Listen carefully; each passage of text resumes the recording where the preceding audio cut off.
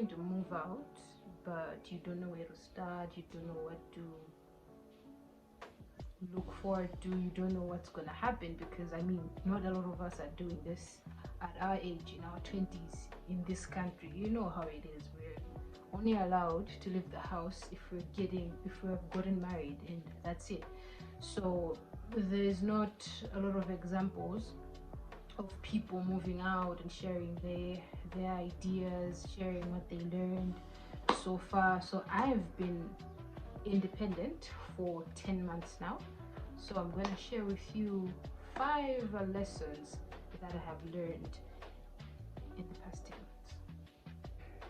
Lesson number 1 is you need a plan of action. Like, it's not easy, it's not going to be easy at all. It's going to be hard, and you know the economy that we're in Malawi right now, it's very hard. So you need a plan of action. And I mean, a plan of action is you need to know how much you're willing to pay, okay, the area where you want to go find a house, your budget for rent.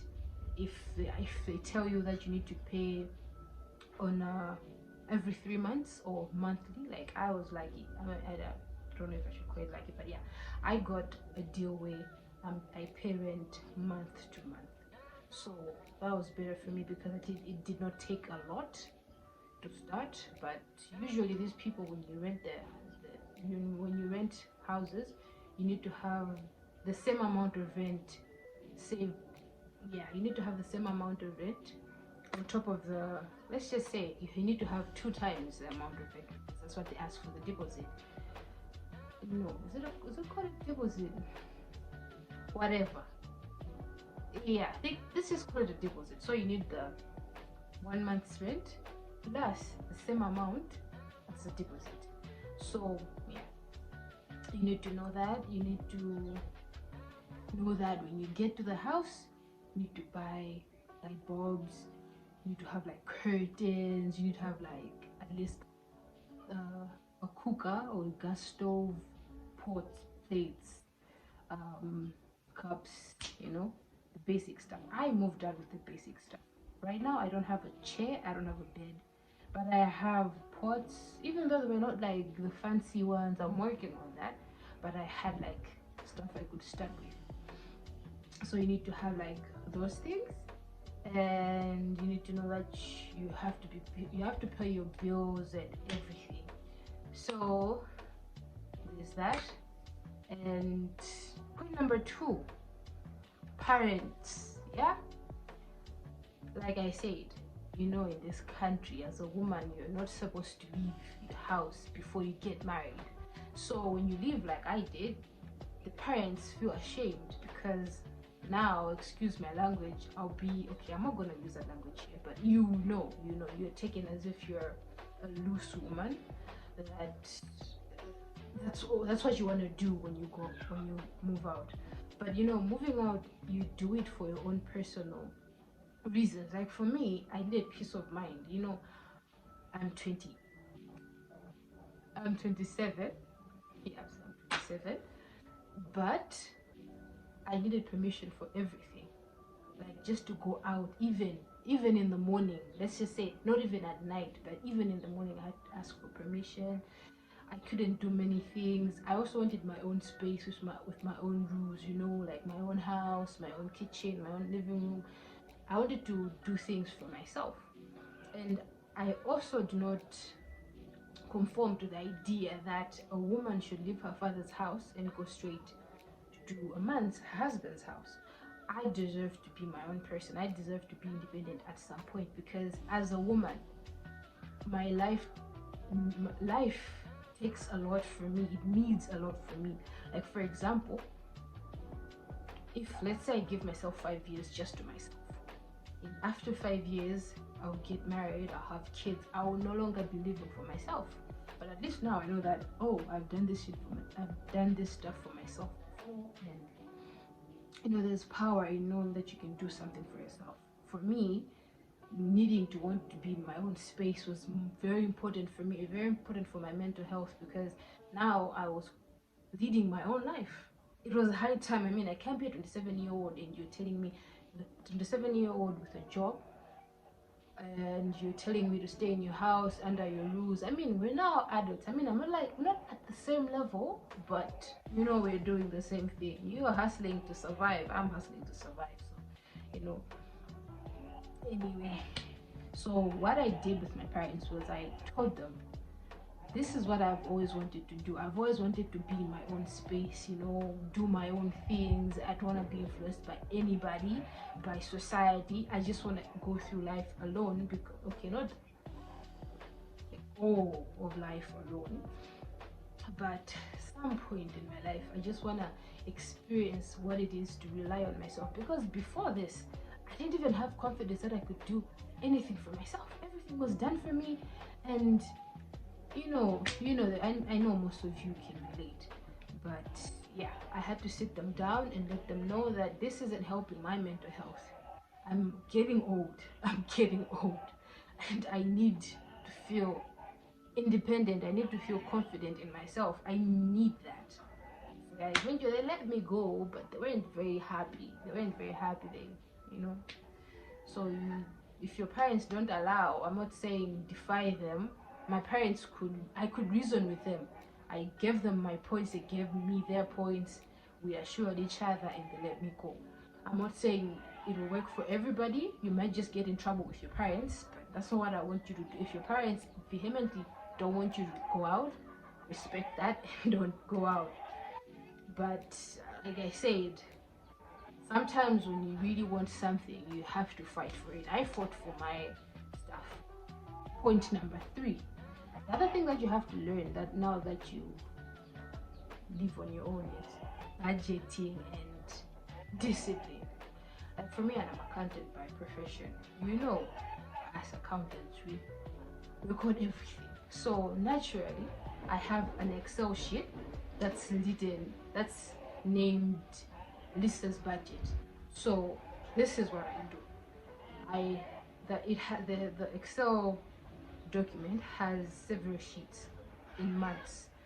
So all the information is identical. So I broke down my expenses, my income, my expenses, and then I put what I'm supposed to have. So I know exactly what by default I need to spend in a month and what I'll be left with. So if there's some unforeseen circumstances, I just add them there, and Excel does what it does and subtracts everything. So I'm always in the know of how my finances are, and I'm also currently saving up so that I can buy a chair and a bed. At least my house should look like a home. But yeah, right now I don't have all those things, but yeah, I'm saving for them. So I'm actually very excited for when my money gets to where I want it to be, and then I should go buy my chair, I should go buy my bed. You know, that's an achievement for a girl. You know, that's an achievement for the girl. She's doing stuff for herself. So budgeting and discipline is very good. I am also disciplined to the point that I'm not gonna force myself to go beyond my budget just to make people think I'm the it, like I'm all that. I will live within my means, in my plan. I will not do whatever just because I want to look like whatever to everybody. So like I'm saying, I'm saving up for my furniture and other stuff. I have to be strict with myself. I have to know that I won't be able to buy new clothes like that. I'll be wearing my old clothes. I won't be able to go out like that. I won't be able to do a lot of things because I'm focusing on getting my stuff together. So all I can say is you need to know how to budget and discipline. Okay, point number 4. It gets lonely. And part of that is, part of the solution to that is you need to have like self-care routines for yourself, which I'll explain in the 5th point. But mostly it's about friendship. You need to go out every now and then to have fun, talk to somebody. You can't just be in a house alone. I've done it. You can go crazy. So it's very good to have friends who are at the same level as you. When I say same level, I'm not saying financially, I mean at the same place where you have a lot of things in common, a lot of experiences in common. Like for me, I need people that are also going through life, starting off like this, and then we help each other, we cheer each other up. And you know, I've met uh, very strong ladies my own age recently who are doing great things in their lives, and every time I talk to them, I feel like my life is getting better, like, because it's all a mental thing, you know, it's all in your mind. So I feel like my life is getting better, and I'm getting motivated, and I don't feel alone because I know, oh, these people are going through this, or these people went through this, but they managed to get out of it, they managed to solve it like this. And I mean, it's also nice to have friends where you go out, you take pictures, yeah, that's our generation, we like taking pictures in nice places. It's always good to have friends to hang out. You can't just stay cooped up in your room, in your house all the time. So friendships are important, and those friendships should be where you're all emotionally mature. It's not about wanting to control your friends, tell them what to do, be jealous of your friends. You should be at par where you want the best for them, they want the best for you, they respect you as a person, you respect them as a person. Like, the friendship is mutual, you know, that type of friendship, like a friendship that enriches you, like you are always looking forward to hanging out with that person because you come out filled, other than coming out drained. Because there's some friends that you meet them and your whole life, your vibe is like,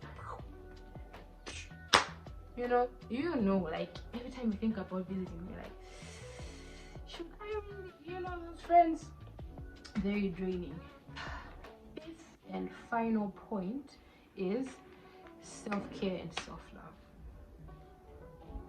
You need this a lot, because life isn't pretty. Like, everyday life, waking up, getting ready for work, getting to work, coming back, making food is not easy, it's not bright, it's not, you have to romanticize your life. So you can do that by doing some self-care, taking care of yourself, spoiling yourself. I mean, making yourself breakfast in bed, or like for me, it could be journaling, watching lifestyle vlogs on YouTube. I really love those. It could be, I mean, your own paint and sip. You can do that. Your hobbies, like reading, like sewing, like everything. Like I used to have like a PC where I play games. I miss that. So you could do things that fulfill you. I also have a garden outside that keeps me busy, and every time I come from there, I feel very fulfilled. You just don't know, I feel very fulfilled. So self-care is about taking care of you, knowing that you have no control over anything else other than your reactions to everything. The moment you grasp that, you'll be fine. I mean, you accept that you live alone, it's gonna be lonely, accept it. The moment you accept it, you'll find solutions to it. Like for me, I'm a nerd. I watch science fiction movies, I'm into Marvel comics, all that stuff. So that keeps me busy sometimes it's just self-improvement, where I go on YouTube, I find a person's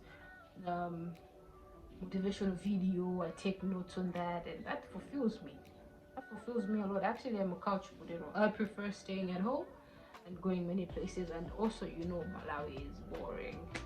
But yeah, those were my 5 tips, 5 things that I learned in 10 months of living on my own, and I really hope they help. And each point right here is, it can be expanded. So maybe eventually I'll make videos on each and every point. Like, every point can be turned into a video, because there's a lot of stuff I can expand on. The planning, I can expand on the parents, I can expand on the budgeting and discipline, I can expand on the friendships and the self-care and a lot of stuff. So stay tuned for more videos.